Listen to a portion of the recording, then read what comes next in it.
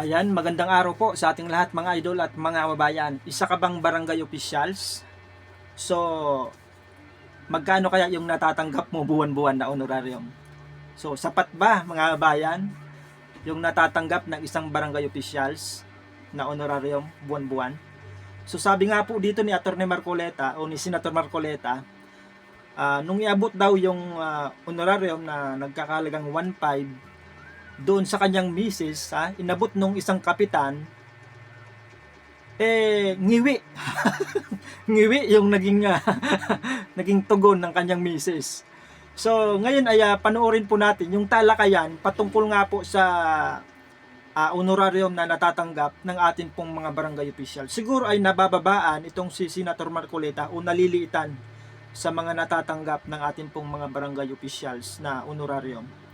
Kaya talagang inusisa niya at siguro ay planong o siguro ay nagbabalak itong si Senator Marcoleta na taasan yung honorarium na natatanggap ng atin pong mga barangay officials buwan-buwan. So napakagandang balita po ito sa atin pong mga barangay officials.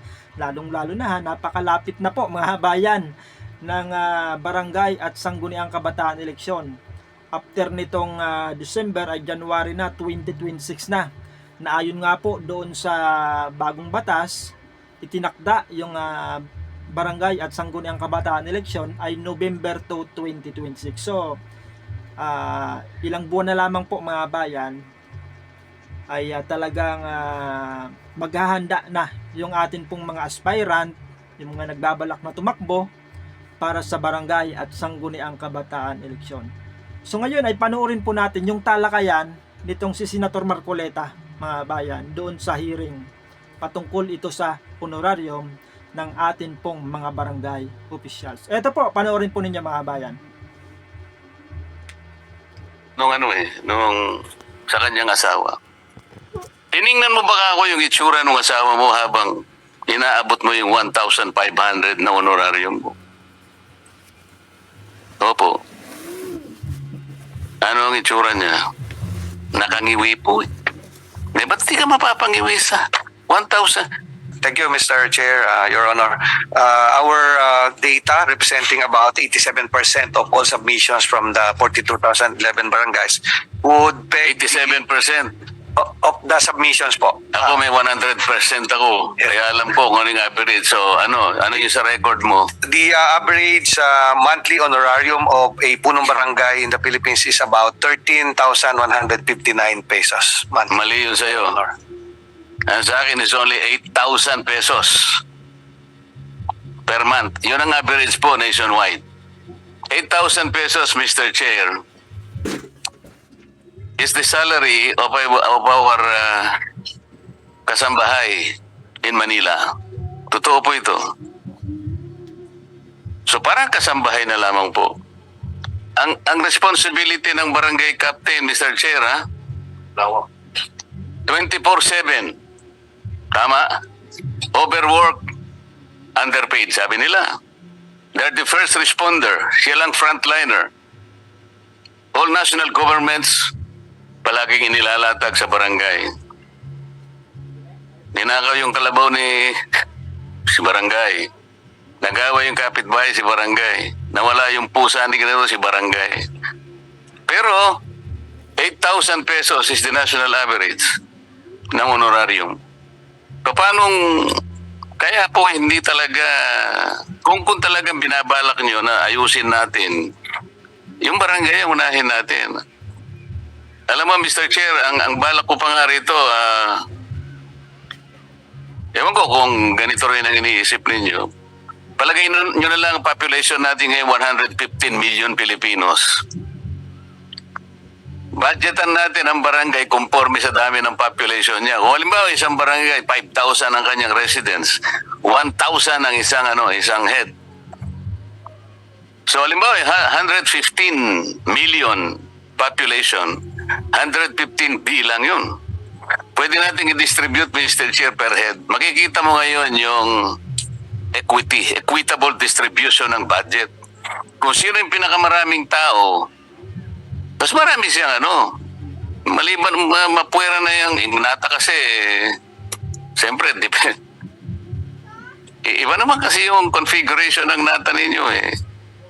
Kailangan po nating bigyan ng ng pagkakataon yung mga maliliit na barangay, lalo na po yung mga barangay na nasa po 4th class, 5th class, and even 6th class municipalities.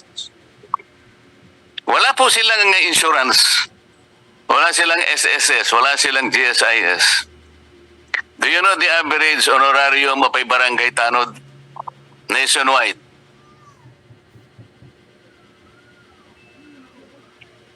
Oo, dapat kabisado niya yan. Ako, kabisado ko eh. Based on Mr. Chair. our data, the average honorarium of a barangay tanod in the Philippines is about Based on your 87% submission again. it's yes about 73% or 0.86% submission. So, bumaba pa ng konti. Oh. The average, Your Honor, is about 1,590. So, tumama ka dyan. Isip-isipin mo naman. 1,000 pesos. 1,500 pesos per month. Minsan, alam mo, Mr. Chair, tinanong ko yung kapitan.